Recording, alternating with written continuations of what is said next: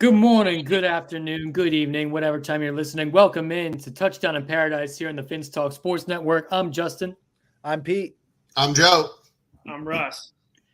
And another week, and I'm fired up even more. Y'all already know why. We'll get to that in a minute. But first, we got to address what's going on here. So right after we released the last show, we got the news. Jim Harbaugh has been suspended from coaching on the sideline for the rest of the regular season. He can still be there during team practices and football activities. And a rumor is he actually traveled to State College, Pennsylvania for the Penn State game, but just didn't go to the game. We don't know if he was in his hotel or somewhere else. But bottom line, he's not allowed on the sideline to coach. And this is going to go on until the postseason. So if Michigan is to win out here and go to the Big Ten championship, he can coach that game. He can coach in the bowl game, the playoff, wherever they end up. I want to start here with Pete. You seem to be the expert on Mr. Harbaugh here. So tell me, is this enough or is this not enough? I think it's enough, to be honest with you. The more I dig into it and look at this, I feel like it's kind of overblown. And I think a lot of these other schools are piling on top of him, especially Ryan Day and schools like that. I mean, and from these reports, it sounds like everyone also had like Michigan signs. They were sharing Michigan stuff too. So like, I don't know, dude. I mean, they might have just been better at stealing signs than everyone else, and everyone else got pissed, I mean, I'm not going to complain about a man who served this country in Connor Stallion, Marine legend, literally code breaker. I mean, amazing. So I'm not going to harp on Michigan at all. I think it's enough. Had they done nothing, I would have been fine with it too. But I think the whole perception is they had to do something. The other thing I would say is I don't think it matters if he goes to the games. I mean, to be honest, just like in the NFL, which he's coached in before, a lot of the first half of the plays in the first half are like kind of scripted anyways. You kind of have your playbook as to what you're going to run, the first 5, 12, 10, 15 minutes of the game. So I think it's going to be fine. He's going to be able to come back when it matters, which would be the Big Ten championship game. So all this other stuff is whatever. And to be honest, like, who knows if he's not texting the coaches? Like, how are they going to find that out? They're going to call AT&T and subpoena his text messages? Like, maybe he is chatting with the guys on the sideline. Who knows? I think it's all fine, and Michigan's going to be fine. I found it curious. Well, I found it interesting, and I was curious, could he technically coach from home? Because that's how Nick Saban did it when he got COVID. Joe, what do you think? Yeah, I mean, with technology, you can almost, just be outside of the stadium and, watching it on the TV at the tailgate. I mean, I agree with Pete. I don't think it really matters. Again, they have one big game at the end of the season against Ohio State. It's at the Big House. And I also agree with Pete on the simple fact that, your preparation takes place during the week and he can be there. He's doing the preparation. All he's really doing is handing off the script to the assistant and saying, this is it, make the in-game adjustments as needed. Michigan doesn't really need a lot of in-game adjustments from what I've watched a little bit of them. They play power football and play action. You don't really need a whole lot there. I think really it's the whole story is getting kind of blown out of proportion. I think the NCAA just needed a scapegoat, needed to do something to discipline him because he was kind of already in hot water at the beginning of the year with the whole COVID issue. So I think this is just really the NCAA saying, okay, shame on you, fool me once, whatever that saying is. But I think it's insignificant. They have one game left that really matters, and then he can coach the Big Ten championship. So, we'll see. Russ, how much do you think this is going to affect when they play Ohio State in a couple weeks? Zero effect, Justin. Guy's gonna have 3 games under his belt. He'll be fine. What's stopping Jim Harbaugh from giving his guys Apple Watches and they're just getting text messages? And why doesn't he just buy some tickets to the Skybox and watch the game from there? And this is America's team. Michigan is America's team. So he even said that. He said that this week. Come on, we all know Michigan's America's team, but it's blown out of proportion. And all this report is just teams are just trying to throw it all on Michigan because they know they're doing it too. It's the same thing with the Astros. Everybody was doing it. They took it a little farther, but everybody's like, hey, they're the scapegoat. We're going to throw it all on them. So that's why other teams are probably jumping in because they know they're doing a similar thing. So is it really going to make that much of a difference? No. Like I said, our first week of the podcast, he's able to practice. He's able to be there and let his guys know. And as we saw this week, the coach, I don't know what D coordinator or what offensive coordinator, he had a little problem and then realized he can't be just locked into one position, made the adjustment, and they were fine. So he's going to have a couple weeks under his belt before Ohio State, and then Harbaugh will be back. Yeah, that game against Ohio State is going to be the Harbaugh return game. If anything, if I was Ohio State, I'd be pissed because that team's going to be so galvanized when he comes back, like in the Big Ten championship. It's going to be crazy. Also, he coached in the NFL, which is where you empower your coaches. Like he's all encompassing where he oversees everything, but he doesn't have his hands in every single. He's not like a micromanager, I don't think. So I think they'll be fine. He already prepped his guys. They already had 3 games where he was delegating head coach to 3. So they've already they had this where he's like, hey, I got 3 guys who are going to be my head coach for these 3 weeks. So they've already had this prep. The other thing too is like what we said. There's a thing called technology. Call him at halftime, make some adjustments, be like, this is what I'm seeing. And as you said, Russ, what's stopping him from just buying a box and being up at the game? I mean, it doesn't say he can't be at the game. He just can't be coaching on the field. So, I mean, it's not a punishment. I just think it's all these other teams jumping in because they know they're probably doing the same thing, and they just want to pile it on Michigan to hide what they're doing.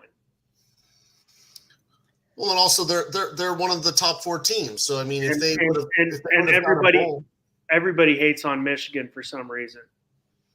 Well, I think also Jim Harbaugh is either a love or hate him type of guy. He's not that likable of a man, Yeah. But he rubs you one way or the other. He definitely rubs you good or bad.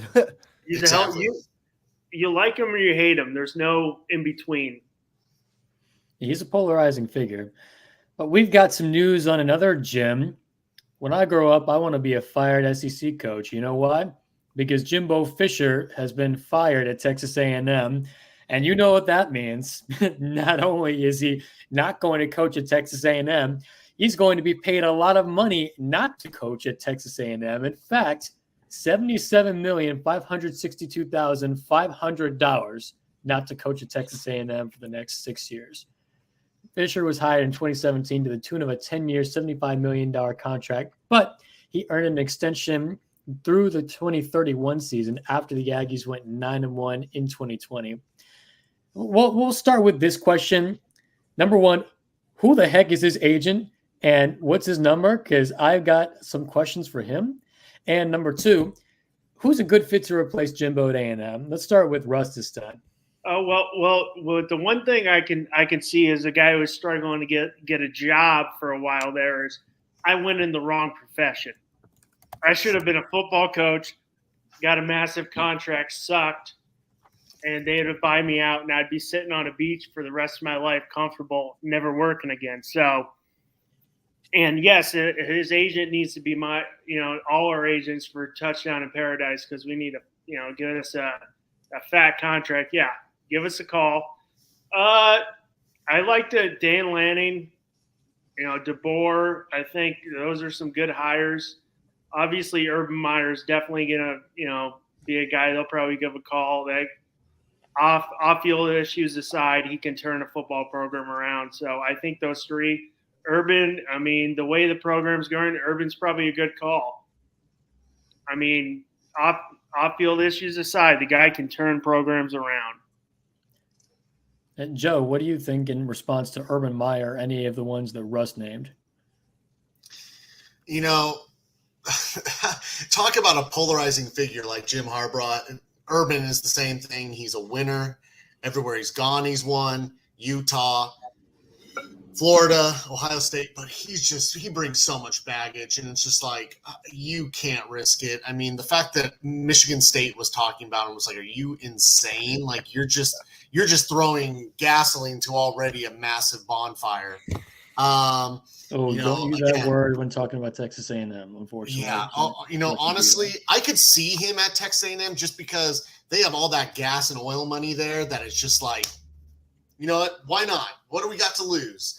But yeah, that buyout is insane to me. I mean, let alone he's not even finishing out this season. They basically said you're out the door after that Mississippi State game. So it's like obviously $77 million to Texas A&M is chump change apparently, which I'll just take $1 million of that. You know, I'd be good with just one for a little while.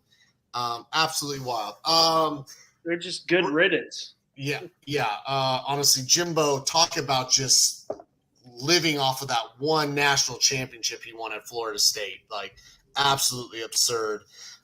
Regarding replacements, it'd be interesting. I know that for whatever reason they threw out Deion's name. And it's like, he can't even win in Colorado, and you're going to bring him in, another polarizing figure. I haven't heard this name, but I'd be interested to see Mike Norvell. I know he's building up something in Florida State, but again, after Jordan Travis leaves, he's going to have to rebuild that quarterback room a bit. So why not go and get a big paycheck after doing what he did at Florida State? I like DeBoer as well. Again, that would be definitely an upgrade. But again, Washington's going to the Big Ten, so why would you leave to go to the SEC? It'll be interesting. I think there's a lot of options on the board. And the beautiful thing about Texas A&M, they have a lot of money, and it's SEC football. So, they can really go anywhere. I don't know about beautiful and Texas A&M going in the same sentence. Have you been to College Station? I know that's not what you're talking about. I mean, again, when you have that much money to throw at you, anything is beautiful. I'm just going to say, I mean, a pile of crap could be beautiful if it has behind it $70 million. So, I mean, if you're willing to pay it, and even College Station is beautiful. I guess if I had to spend maybe just 5 years in College Station and be set for generations, then okay, you've got my attention. I'd spend 10 years in College Station for $77 million in a heartbeat.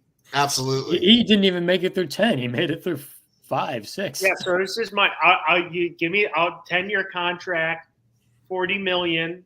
I'll live in College Station. Pete, would it be a novel concept to go after another Florida State coach if you're Texas A&M? Yeah. Well, this Florida State coach is better than Jimbo Fisher ever was. He was only good because of Jameis Winston.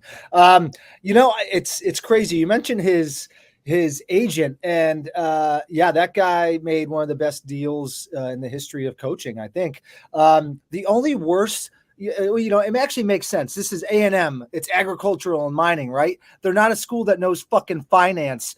How can you guarantee that type of money to anyone? Literally to anyone. Like, that is a bad deal. I thought it was bad when they hired him. I didn't think he was worth the money. Who over there is making these decisions?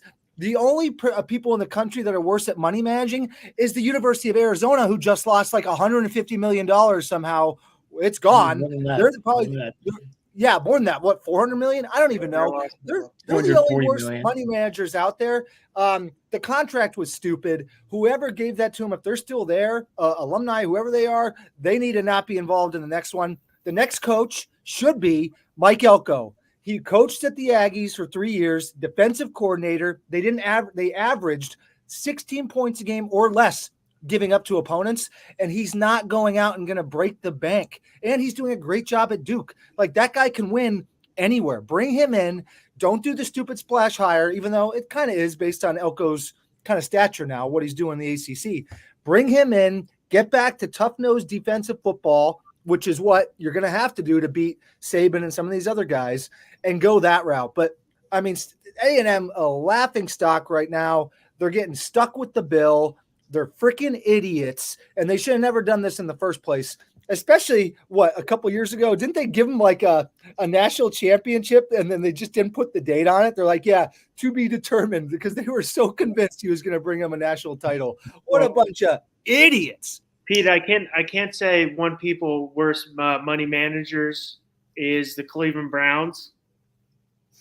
I'm talking college athletics, but yeah, if we want to go, we're talking athletics. Yeah. Well, Deshaun Watson's contract, yeah, that agent fleeced them too. So I mean, hey, that's a hell of an agent too. I want him. Yeah, and the crazy thing is, as was mentioned again, they gave him a contract extension during the COVID year when they went 9-1. Congratulations, you played half the teams that didn't play half a season or didn't play at all. Like, that was the fact that agent was able to get a contract extension after that is wild to me as well. It's just like, if you think about it, for one, how could you guarantee any type of money to anyone like that, even if you fire them? Like, what if that guy literally got fired for other stuff? You still owe him money. It's not like they could have fired him for some shit that he did, not just football, and they still would have had to pay him. The only guy you're going to ever pay like that would be like Saban or someone who's won multiple titles. It's just absolutely stupid. And I love it because they can suck one. I can't stand A&M. But if they brought Elko in, I would be a fan. What's most interesting about all this is they fired them after he won a game 51-10 over Mississippi State. Well, I mean, he had to win that game. If he lost and then he fired him, that's even worse. So, I mean, Mississippi State is awful this year. Pete, question for you, since you brought it up. Would you pay Kirby Smart that much money? No. Oh, well, yeah. Potentially, yes. Potentially. Okay. But that guy is a much better coach, and he's got a better track record. So, yes, Saban or Kirby. I can't think of one other guy in football, not even Harbaugh. I wouldn't give Harbaugh that money. Ryan Day, probably just those two. Another thing I saw, the private jet out of College Station was on its way to Oregon. So they might really be looking at Dan Lanning there, even though, I don't know. I would go Elko's way. I just get a gut feeling that would be a great hire. And it's not like they're overpaying for him. And he would come in, a guy who knows the program, who is successful, who made Jimbo Fisher's defense look good. And he'd kind of fly under the radar, which is kind of what they need to do here. Build the team back up. He's a hell of a recruiter too. Mm-hmm. All right, we're going to move on here. We spent a lot of time talking about a couple gyms here. We got to go and recap. The reason I'm fired up today, UCF destroyed Oklahoma State 45-3 in the annual space game, largest win over a ranked opponent in school history, right on our home turf. JRP, 3 for 73 total yards, 3 touchdowns. RJ Harvey, a man of the hour, 206 yards on the ground and 3 touchdowns. Meanwhile, Kobe Hudson with the Randy Moss-like stat line, 3 catches, 96 yards, 3 touchdowns. Alan Bowman for the Cowboys, 225 yards, 3 picks. And Ollie Gordon, the nation's leading rusher, held to only 25 yards rushing. Keep in mind, UCF had the 100-plus ranked run defense in the nation, which is just even more mind-blowing. Was anybody else watching this game just more flabbergasted, mind-blown as I was? I'm sorry, Justin. I turned that game off quick. I was watching Utah-Washington. So I was locked into that, and it was by the end of the first quarter, it wasn't much of a game. So I was locked into Utah-Washington. Gundy won the main game he had to win, and then he was like, all right, season's over. I will simply say the jerseys are fresh. That, I didn't watch much of the game, but those jerseys, the fact that they do that once a year, absolutely. And every season I'm betting on UCF in that when they rock those jerseys. Yeah, I wish the money line was a little bit bigger, so I would have been more enticed. This is number 15 Oklahoma State coming to town. Now, given it did rain a whole lot, and apparently Oklahoma State didn't have any sort of raincoats or anything, which does affect you. But still, you'd think you keep feeding the leading rusher in the nation and you would get something. No, you got 25 total yards. I mean, those kids play in the type of heat in the summer you get in Oklahoma. Like, rain's nothing, man. Like, there's no excuse. They just got the brakes blown off of them. You guys kicked their ass. It was great to see. You can never not bet on a team when they got a crazy uniform game, especially when you told us the stat, Justin, they've never lost that game. Like, that's crazy. So every year to the moon, baby. Let's do it. moving right along here. Oregon stops a late rally to hold off USC 36-27.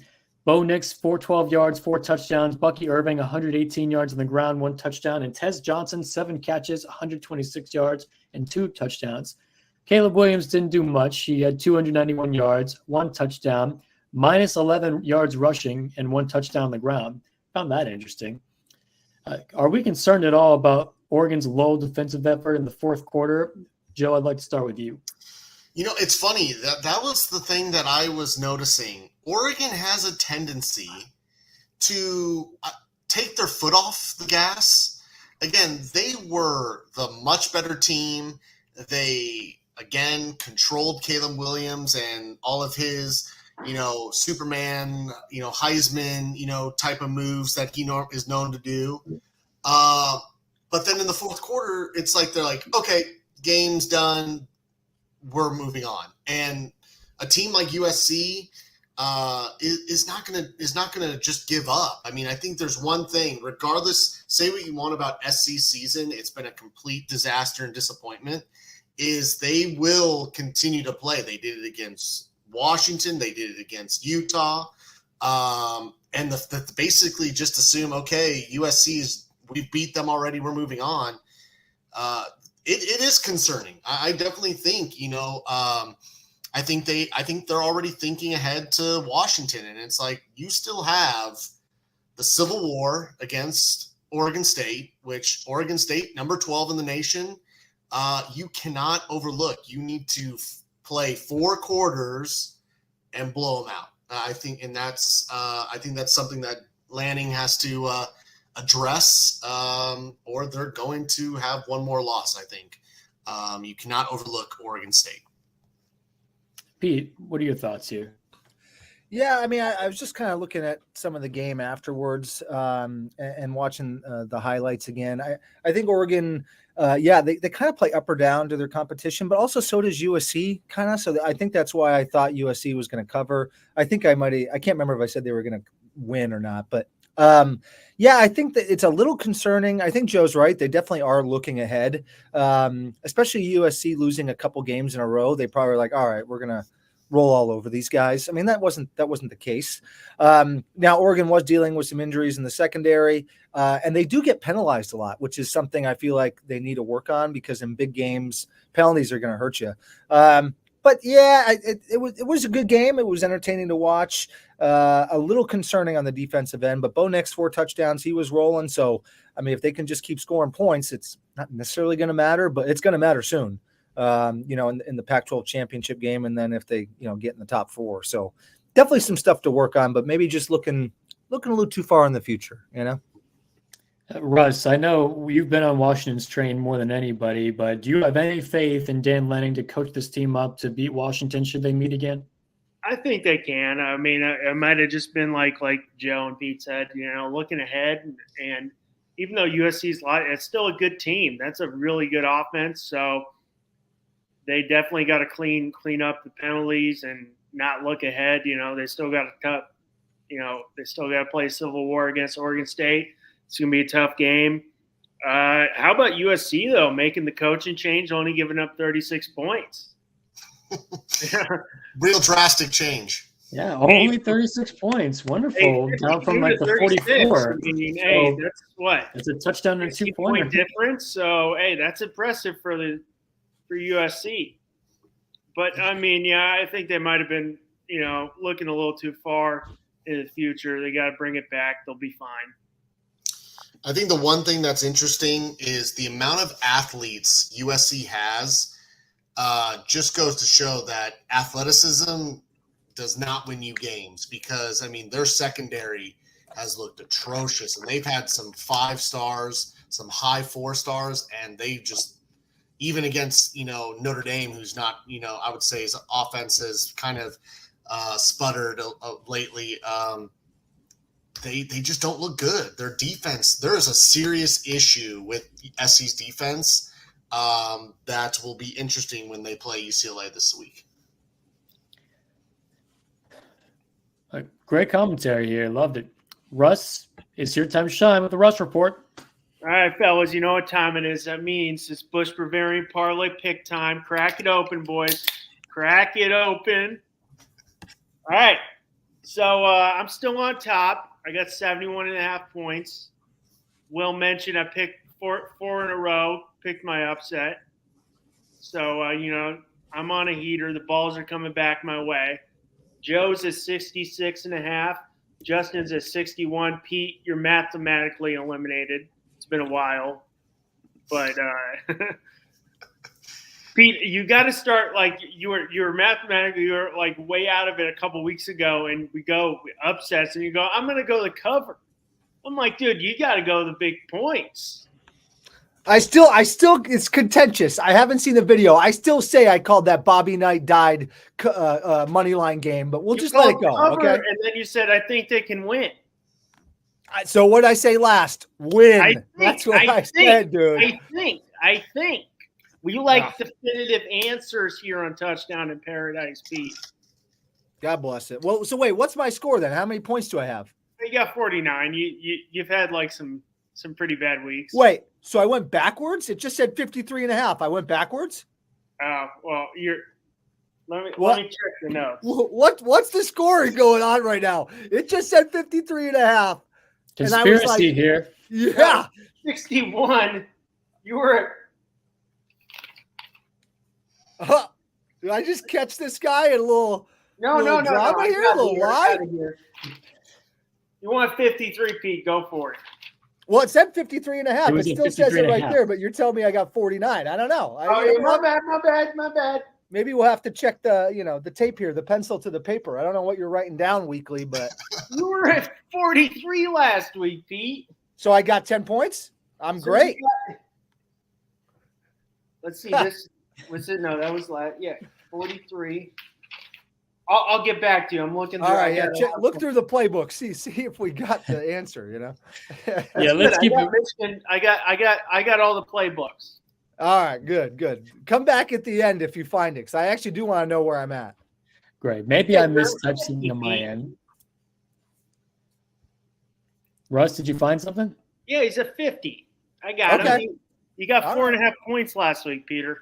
Okay, all right. It said 53.5, but that's fine. Can we see that through the camera real quick? Just let's see where it shows that. Yeah. There we go. All right, there it is. Okay. that was like weekly points. I'll tally it up for the week. All right, you keep tallying. I don't know if it's right, but you keep tallying. But again, it makes sense since you missed 2 weeks. So I mean, I know. Yeah, well, it should be easy. He's got less to add.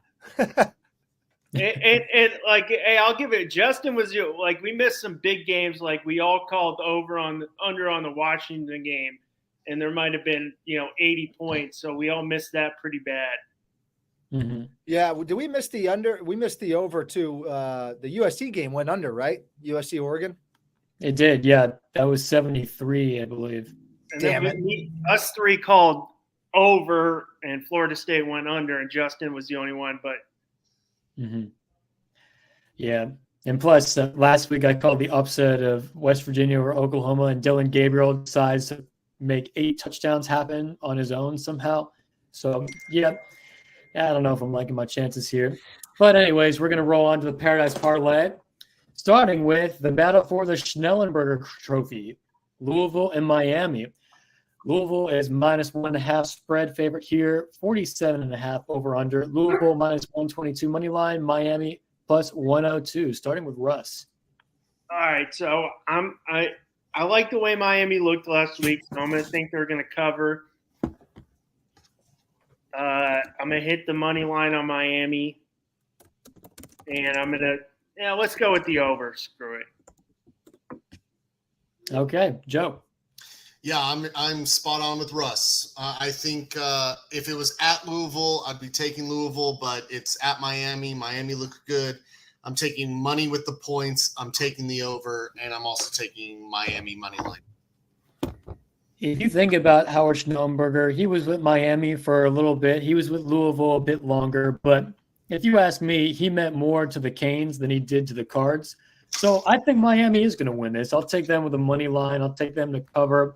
And I'll also take the under here. I don't know how confident I feel with Tyler Van Dyke back at the helm. Pete.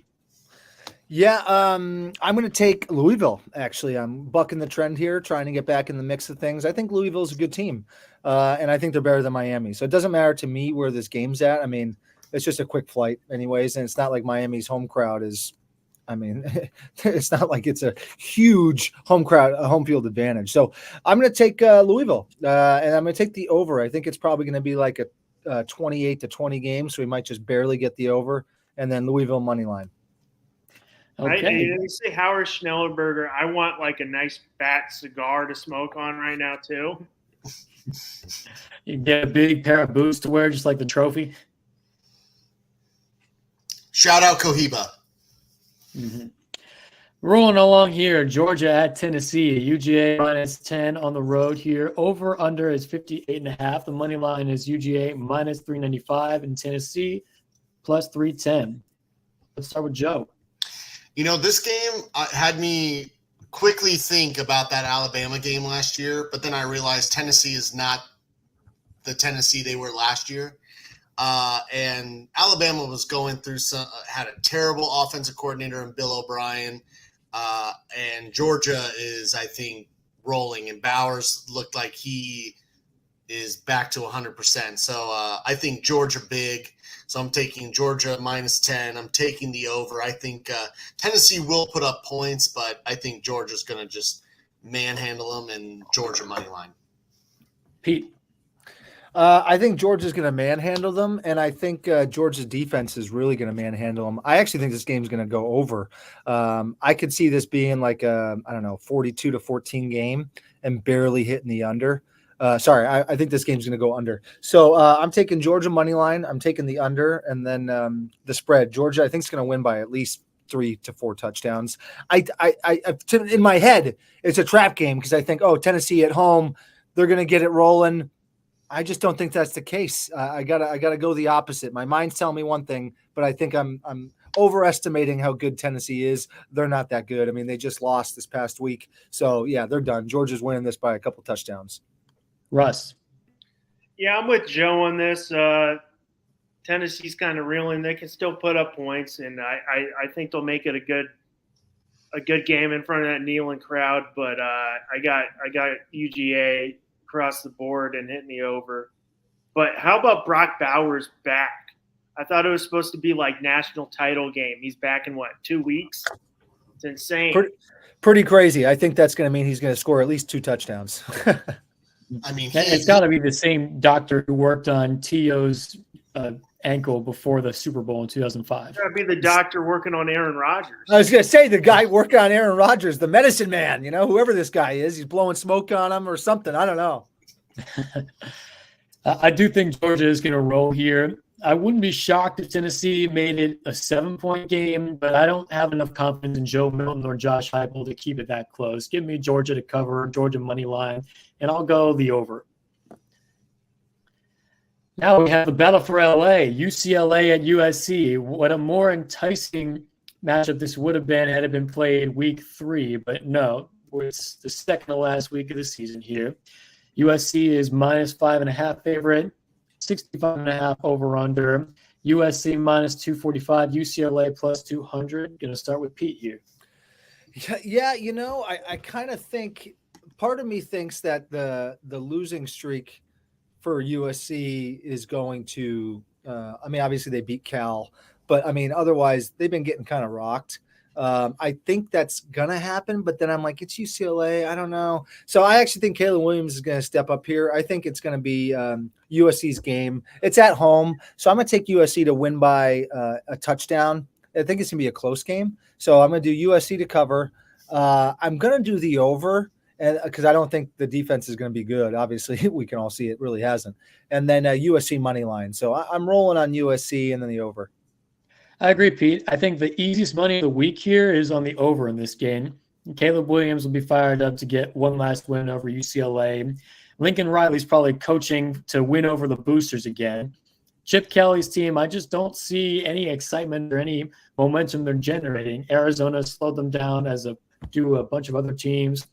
So, yeah, give me USC all across the board and the over. Joe.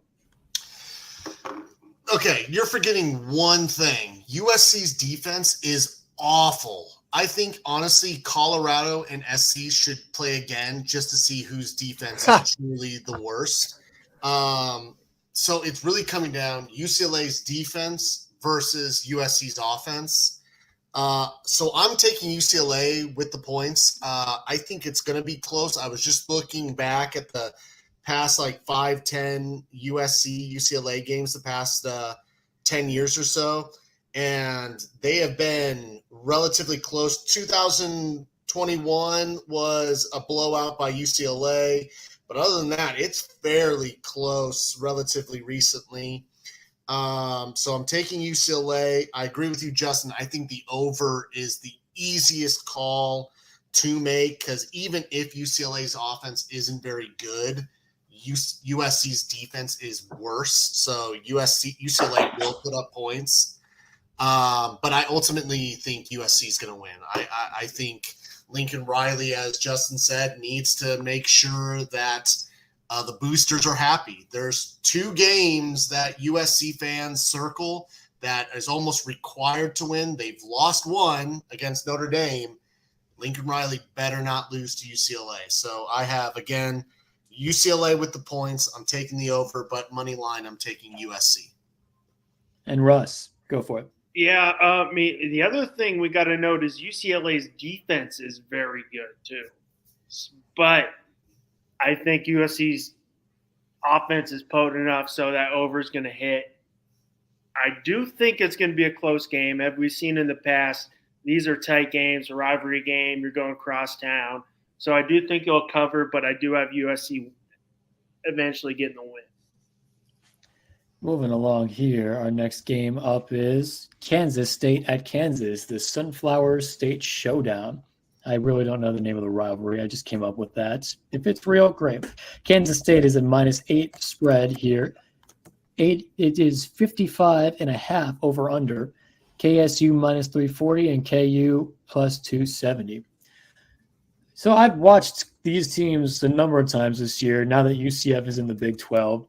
And what I've come up with is they both can score, but I don't know if Jason Bean or Jalen Daniels are going to be ready to go for Kansas. And if this freshman backup third stringer is going to be playing, I don't know. I haven't done my research yet, but I'm just going to assume that he is. And Kansas State will dominate this game because of that. They've still got some blood in there for their cross-state rival. I'll take Kansas State to cover here. I'll go the over because it is the Big 12, and I'll take the Wildcats money line. Russ. Yeah, I did think about that a little right before you spoke. I don't know if Bean or Daniels is going to play. So it might have swayed my decision. I'm just going to – I've done enough of that this year where I've written something down and changed my answer mid-show. So I put Kansas to cover. I'm going to stick with that call because I did that with the Miami Florida State. I thought they'd cover, and then I switched mid-show. So I'm going to think they're going to cover. K-State's going to win, and I'm going to get the over. Joe. Yeah, I didn't even, shows how much I really looked into this game. I also have another name for this rivalry game, the Tornado Bowl, just out there. But no, I wrote down Kansas, not knowing that both of their QBs were out, and I'm just going to stick with it. Again, I think a rivalry game, 8 points is a fair amount. So again, I'm taking Kansas with the points. I'm taking the over, but even now, even more so, I'm taking Kansas State to win. Money line. Pete, round us out. Yeah, I think with the injuries to Kansas, I think they're dead in this game. So I think Kansas State's going to win by 2 to 3 touchdowns easily. It's going to be over. It's going to be a scoring fest on Kansas State's side. So I'm going KSU to cover money line, and I'm hitting the over at 55.5. I'm guessing this game's probably going to be maybe like 37-20 or something. We're barely going to hit the over. Love it. Colorado at Washington State, 2 of the more disappointing teams in the nation. Washington State is -5.5 spread favorite here, over under 63.5. Washington State -238 money line, CU +195. Let's hear it from Neon Dion's biggest supporter, Pete. I am his biggest supporter, but damn it, I don't think they're winning this game. I mean, I think Washington State is going to handedly kind of handle this one. The Buffaloes have no defense, and I think they're just going to go right over them. So I think Washington State's going to win this one handedly. I mean, it's going to be high scoring, but and it might be a couple runs here and there in the first half between two of the teams, but I just get this vibe at home. I mean, Colorado hasn't really proven they can win really any big road games. I mean, the TCU game week 1, that's nothing. TCU sucks. So I'm going Washington State to cover. I think it's going to hit the over just because the ability on both teams to score points is there, and the defense isn't that good on the Colorado side. And then I'm going to take Washington State money line. Joe. Yeah, I think this is the second easiest over-under to call. I think both teams will put up points, so I think pound the over just like the USC-UCLA game. And I agree. I think Wazoo ultimately at home wins. But there's one thing that I've been noticing. Colorado covers a lot. Like, regardless of the spread, they have a habit of covering, and I've hit a couple of those covers a couple times this year. So I'm going with Colorado plus 5.5. Regardless of how bad their defense is and how bad their O-line is, I trust in Shedeur. I think that, he can put up points through his legs and his arm. So I think ultimately they will cover the 5.5. But I think they're going to win. So 5.5 Colorado over and Wazoo money line. Russ. So you want to go, Justin? Sure.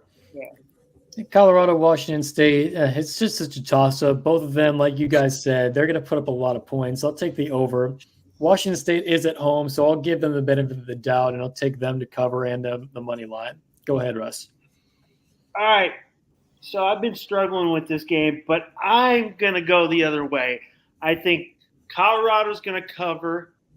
I'm going to go with the Colorado money line. I'm going to go with the Colorado over because I want to see them get the 5 wins, and we're going to have that big bulletin board material for bowl eligibility. Okay. This will be the game that they do it if they want to. If they make they got Utah next week, so it's going to be really tough. But I think Deion's going to have those boys fired up. Michigan and Maryland. Michigan minus 20.5 spread, 50 over under, 1350 Michigan money line, 800 Maryland. Pete, go for it. Yeah, I think Michigan's going to beat the shit out of them. So I'm taking Michigan to cover. I think they're going to win by probably 4 touchdowns. I think it's going to hit the over, but maybe barely. It could be one of those games where it's like 40-7, and then it's like we're trying to get that last, field goal or touchdown. But I think Michigan's going to beat the crap out of them, and Michigan money line. I mean, there's no point in betting it. You got to bet so much to win anything, but I'll take the money line as well. Michigan's defense is for real. We've seen that all season. We know they haven't played the best competition, but every week they're not letting their opponent score, really. So for that reason, I'll take Michigan to cover. I may take the over here just because I feel like they want to make that statement win right before Ohio State, and I'll take the money line. Russ. Well, I think Maryland's going to cover. Was it Talia Tagovailoa? To his brother, yeah. He's a good quarterback, so I think they'll cover. 20.5 points is a lot. So I would say I'm gonna go on the rate the 14-17 range that Michigan wins, and I'm gonna hit the over. All right, Joe. Yeah, I think it's easy. Moneyline Michigan. I think it's gonna hit the over. The spread is what 20.5 points is massive. So I've been bouncing all over on that one. Ultimately, I'm going to take Michigan minus 20.5. I'm probably going to regret it. I just think, again, I think they are out to prove now that Harbaugh, no Harbaugh, penalties, no penalties. I think they are out. It is, what is their shirt that they had, at the basketball game? It's Michigan versus everyone. I think they are going to make a statement, and look out Ohio State next week. That's all I'm going to say. Russ, did you want to say something? Oh, the stupid! I can't believe it came out of my mouth, but bet like Yeah. the dumb kids are saying nowadays. Ha! Yeah, you're going to get suspended for doing that, JJ McCarthy, by the way. You saw what happened to the Iowa teams. Bet. What are you 18, Russ? Come on, man. I know, right? It came Dude, out of my you're mouth, capping. like, For real, dude. You're capping, bro. No cap, bro. yeah, right. We got that Riz, boys. We got that Riz. Oh gosh. Joe, you probably hear this all day being a school teacher. You know, I work at an all-girls school, and still, bet, Riz, those stupid terms that they use nowadays is just like, oh my god! Like we are getting into idiocracy area. Like so, look out, world. Are you teaching Generation Alpha yet, or just Gen Z? What is it? I think they're Gen X. I think I'm still teaching Gen Xers. Gen Alpha was us, bro. Not millennials, dude. We're alphas. Okay, now for our game of the week. Yes, game day is going here, so it is our game of the week. App State at James Madison.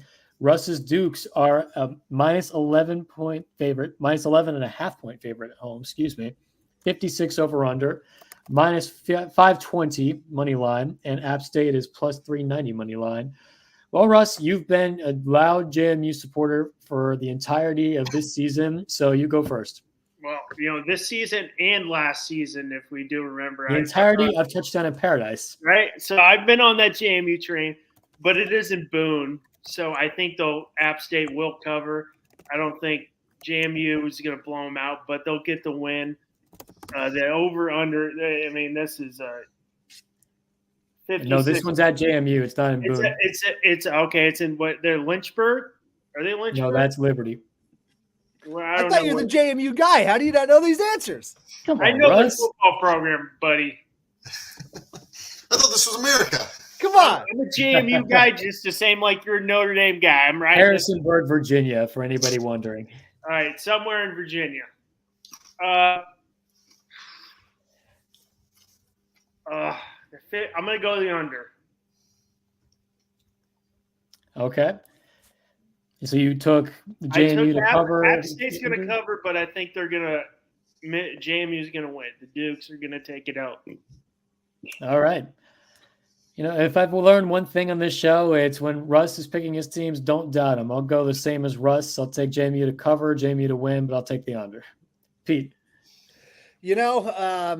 I'm doubting you, Russ. I was going to ride this train. You didn't know where the school was at. I think App State is going to win this game. So I'm taking App State to cover a money line, App State over. I think it's going to stun JMU. And I just got a feeling about it, dude. I know where App State's at.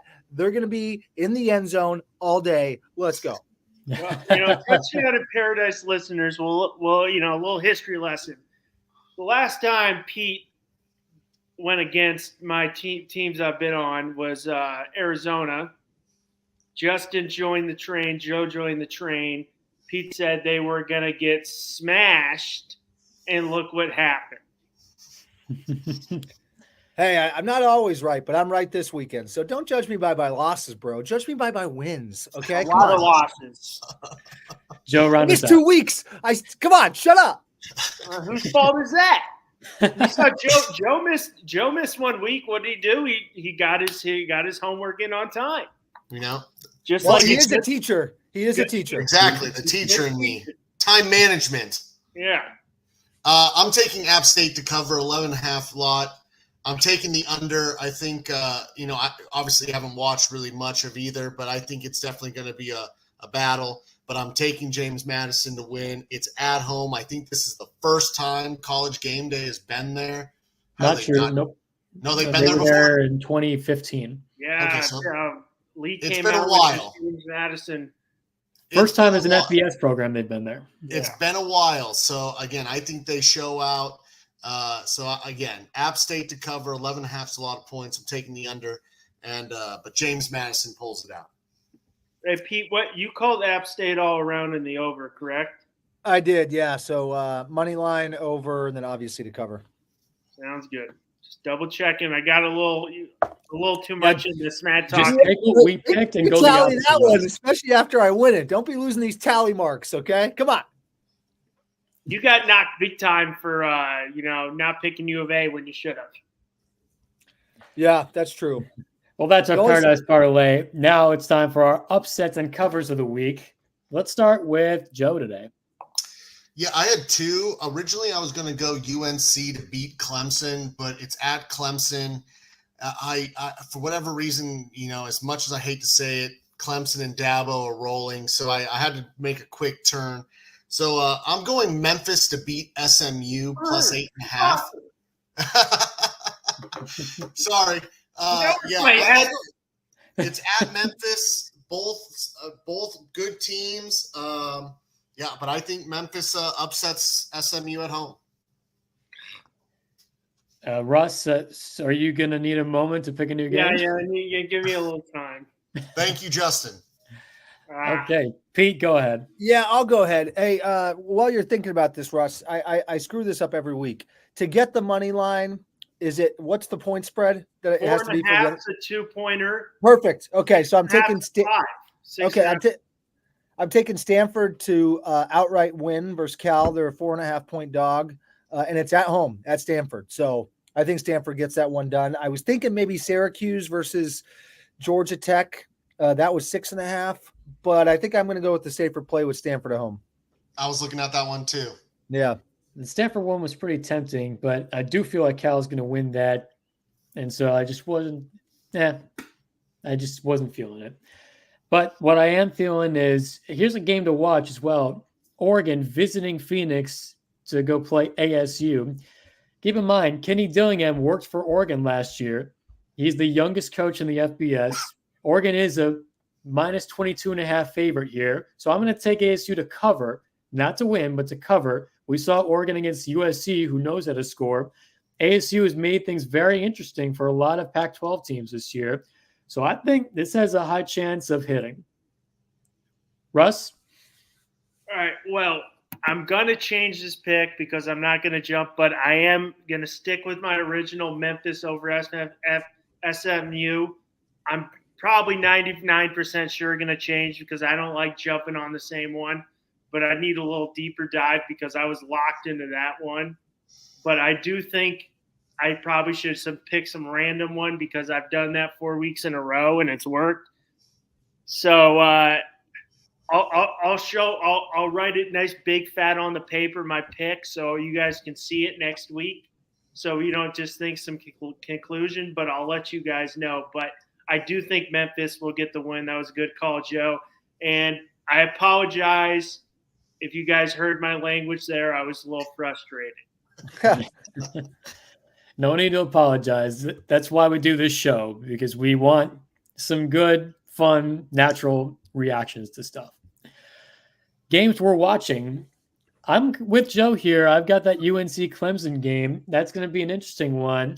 Can Mac Brown go in there and get a win against Dabo? But Dabo also said buy Clemson stock because it's only going up from here. Joe, what are you feeling here? I think there's really only one game I'm watching, besides the Notre Dame game, and that's USC UCLA. It's one of the best rivalries, regardless of the history, the record. It's always fiery. It's always exciting. Even if one team is bad, they always seem to play close. It's the crosstown rivalry. How can you not watch it? So USC UCLA will be the game I'll be watching. And Russ? Well, I've got two games because unfortunately all eyes are on the Pac-12 this week for me, but unfortunately one's on the Pac-12 network. So head to your local bar. I'm watching that Utah U of A game. Obviously, I'm the U of A guy. I'm watching the Washington-Oregon State game. Washington looked very good, but they still got, they got to get to two hurdles, and this is hurdle number one. So I've got my eyes on that one. Unfortunately, it's the last year of the Pac-12, and thank God they're getting rid of the Pac-12 network, but that game won't be on for a lot of people. But Arizona should be a good one as well. Pete? Yeah, you took mine there, Russ, but we're like-minded here. The top 10 matchup and exactly where College Game Day probably should have been this week. Not taking anything away from JMU, but I mean, Oregon State, Washington. How are they not there for that game? Huge game. Oregon State has a good chance to really throw a wrench in this Pac-12 championship, as well as Washington's hopes to get to the top four. So I'm watching that game. I'm all locked in on that. Besides Notre Dame. I'm all locked in on that game, Oregon State, Washington. It's going to be a great one. So I'm jacked. We're going to speed through the rest of the show here. So the question of the day, instead of doing a sleeper pick, what college football program has the brightest future? My pick is Louisville. The sky's the limit under Jeff Brom. No need to worry about him leaving his alma mater anytime soon. The man can coach. The team sits at 9-1, and that's without his guys. Wait till his guys get there. Oh boy. They could run away with this ACC if Mike Norvell leaves. Who knows? Joe. Yeah, I'd said Oregon. I mean, I think Oregon, it is already at a high plateau, but I think their longevity is what's impressive to me, and I don't see that changing anytime soon. I mean, they'd had some big coaching changes, with Chip Kelly, then Cristobal leaving, and everyone in between, but they've always still been good and competitive. And I think they're only getting better. Their recruiting class is at least top 5, top 10 almost every year. And then they're going to the Big Ten where, good luck to Iowa and the Minnesotas and the Nebraskas of the world trying to keep up with them. I think Oregon's only going to be better. And they're in the Big Ten West, or if they're still going to keep that, I'm not sure what the structure is going to be. But if it is like this year, they'll be in the Big Ten West, and the West is weak. So, they'll be basically competing with USC and Washington for most of the time. So, Oregon for sure. Russ.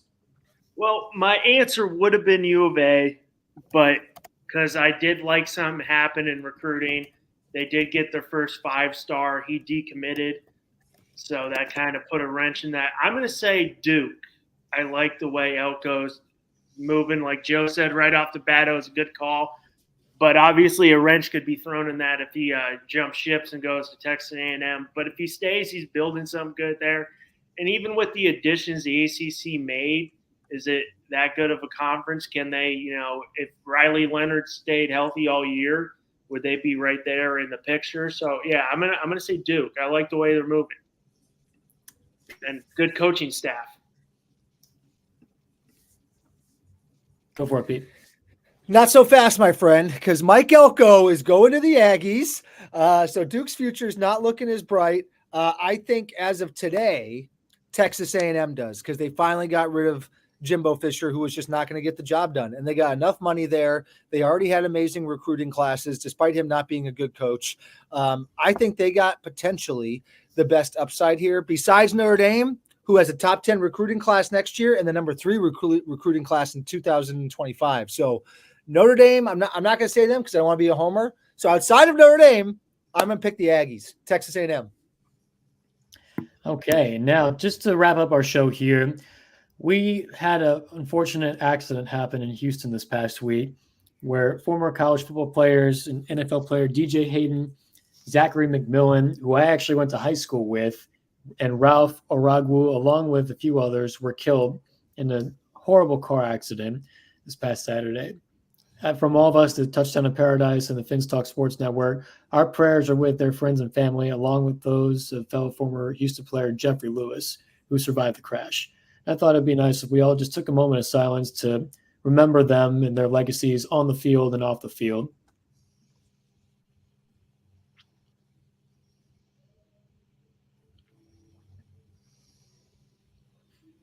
May their memories forever be a blessing, and may Jeffrey Lewis heal completely and quickly. We'll move into our cheers for the week here. My cheer is out to R.J. Harvey, the UCF running back, who outperformed the nation's leading rusher, Oklahoma State's Ollie Gordon, with 206 yards and 3 touchdowns. Now he's the 8th leading rusher in the nation. Congrats to you, R.J. Joe, give it to us. The Pac-2 came out, I think, either today or yesterday, that Wazoo and Oregon State are the only 2 remaining people in the the Pac-12. They are the only people that can designate what the conference does from here on out. So the fact that that case was found in favor of those two, love it. Their loyalty does pay to some extent. So good on the Pac-2 and Wazoo and Oregon State. Well done. Russ. I'm going to go I'm going to go to all these FCS teams that made the jump and are showing that it's not as a big as jump as we can. We had JMU, Jacksonville State, Liberty a couple years ago. They're all bowl eligible. So I want to see a couple more FCS teams make the jump. South Dakota State, North Dakota State dominating the FCS. I want to see a couple more of those FCS schools make the jump to the big time. And Pete. Yeah. Russ, that's a good one. My cheer goes out to the NCAA, who continues to suck by not allowing JMU to be bowl eligible this year. They denied their waiver to request the transition for 1 year instead of 2. The NCAA sucks, man. Like, why do they get in their own way? It's so stupid. Let them be bowl eligible. I mean, they're 10-0. Like, get out of here, dude. And then on a more serious note, the hockey player who passed away recently after getting his throat slashed on the ice, Adam Johnson, the police are actually looking into this as a malicious act from Matt Petgrave. So hopefully some justice gets done and his family can get some resolution here, because if anyone's watched the clip, the first thing you think is that doesn't seem like a normal hockey move. So hopefully something happens here and there's some retribution for his family, because that's such a sad thing that happened. So on a more serious note, that's my second one. Yes, we send prayers to Adam Johnson's family that hopefully they get the justice that they deserve. That'll do it for another episode of Touchdown in Paradise. Thank you for joining us here in the Fins Talk Sports Network. I'm Justin. I'm Pete. I'm Joe. I'm Russ. And until next week, y'all, let's go Knights. Let's go Notre Dame. Let's go Arizona and your college football team too. We'll be rooting. Have a great day. Let's go, baby.